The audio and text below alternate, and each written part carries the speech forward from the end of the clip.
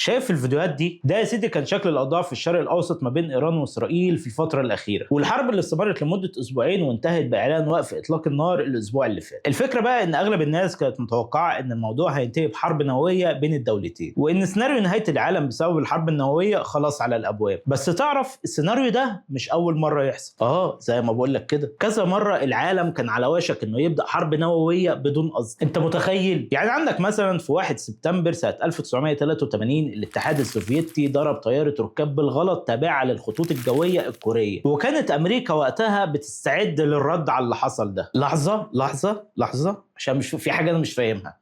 علاقة أمريكا بالقصة لما هي طيارة كورية؟ سهلة قوي. الفكرة إن الطيارة دي بالذات كان عليها عضو مهم من الكونجرس الأمريكي، ولما الطيارة دي دخلت المجال الجوي السوفيتي اتعاملوا معاها على إنها طيارة تجسس أمريكية، وعلشان كده وقعوها. المشكلة بقى إن العلاقة ما بين الدولتين في الفترة دي بالذات كانت متوترة، وكل دولة فيهم كانت بتتلكك للتانية على غلطة. طبعا الغلطة دي قدمها الاتحاد السوفيتي على طبق من ذهب لأمريكا لما وقع الطيارة دي. وقتها الإعلام الأمريكي والغرب ما يصدقوا ويطلعوا هاتك يا دعك فيهم، والرئيس الامريكي رونالد ريغان يطلع ويوصف الحادث ده بانه جريمه قتل جماعي. وتخيل بقى لما رئيس اقوى دوله في العالم يطلع بنفسه ويقول كده. ولو انت مش فاهم ده معناه ايه، احب اقول لك ان ده معناه تصعيد سياسي وعسكري ورفع حاله التاهب النووي في بعض المنشآت العسكريه، ومن بعدها والعالم كله بقى قاعد على شعره بتكة زرار من اي دوله فيهم والعالم انتهى حرفيا. اصل دي مش خناقه شارع، دي حرب ما بين اقوى دولتين في العالم. المهم بقى في يوم 26 سبتمبر يحصل اللي كل الناس خايفه منه. وقتها الضابط ستانيسلاف بتروف كان قاعد في نبطشيته، وفجاه يلاقي اجهزه الانذار المبكر بتشتغل، ويظهر قدامه على الرادار 5 صواريخ نوويه امريكا ضربتهم. ويقف الراجل يا عيني مش مصدق نفسه، عملوها الامريكان وضربونا بالنووي. وعلى حسب البروتوكول كان لازم بتروف يبلغ القاده بتوعه فورا علشان يبداوا الرد والعالم ينتهي. طبعا مش عايز احرق عليك الاحداث واقول لك ان العالم ما انتهاش ولا حاجه، والدليل انك قاعد بتتفرج عليا دلوقتي. وده لان بتروف اخذ قرار اتبنى عليه اجيال بعد كده، وهو انه مش هيبلغ القاده بتوعه وهيقعد ساكت لانه حس ان ده انذار كاذب وفي حاجه غلط. طبعا بعد اللي حصل ده اتحول بتروف للتحقيق وخسر شغله في الجيش. بس في سنه 2004 و2006 يتكرم مرتين من طرف امريكا وياخد جائزه المواطن العالمي. عالمي. وفي 2013 ياخد جائزه دير الزين للسلام من المانيا. طبعا ده كله مش لله وللوطن، ده علشان الراجل ده السبب في اننا عايشين دلوقتي بعد ربنا وستر ربنا. طبعا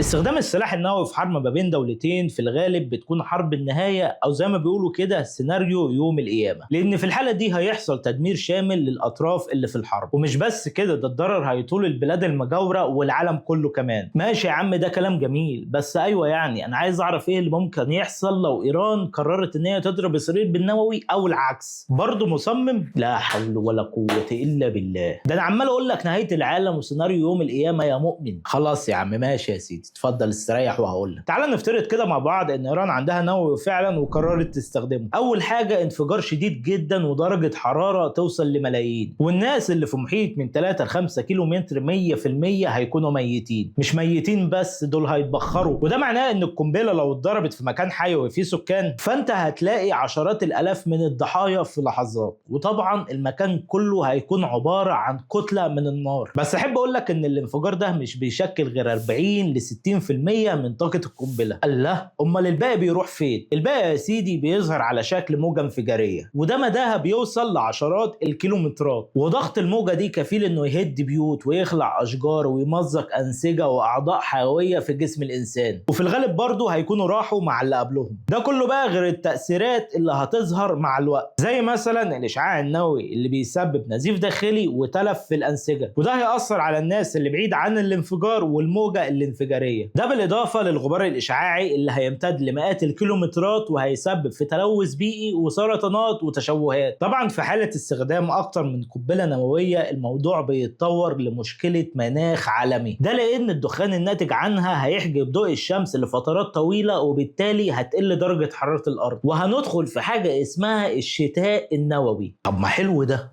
انا اصلا ما بحبش الصيف. يا ابني اصبر، انت رايح مع اي حاجه. في دراسه عملتها وكاله ناسا وجامعه كولورادو بيقولوا فيها ان حرب نوويه صغيره ما بين دولتين كفيله انها تنتج سحابه نوويه تمنع ضوء الشمس لحد 70% في بعض المناطق وتتسبب في مشكله مناخيه عالميه. وده معناه ان كل دوله هتقفل على نفسها لان مفيش زراعه علشان مفيش شمس، ولما يكون مفيش زراعه يبقى مفيش تصدير، ولما يكون مفيش تصدير يبقى مفيش موارد غذائيه زي الرز والقمح، وبالتالي مجاعات كتير الفتره الجايه. مين بقى اكتر دوله في العالم استيرادا للقمح؟ مصر. شفت بقى انها مش زي ما انت فاكر وتضرر هيطولك. طبعا انهيار النظام البيئي ده هيستمر لشهور ويمكن سنين قبل ما الكوكب يرجع يتعافى تاني. فاحنا اللي في ايدينا اننا ندعي ان الاوضاع ما توصلش كده لا مع ايران واسرائيل ولا اي دوله تانية. وبس كده. ما تنساش بقى لو الحلقه عجبتك تعمل لايك وشير وتقول لنا في الكومنتات هل انت شايف الاوضاع انتهت فعلا ولا لسه في تطورات. وعلى فكره كان معاكم مصطفى محمود واشوفكم في حلقات جايه. سلام.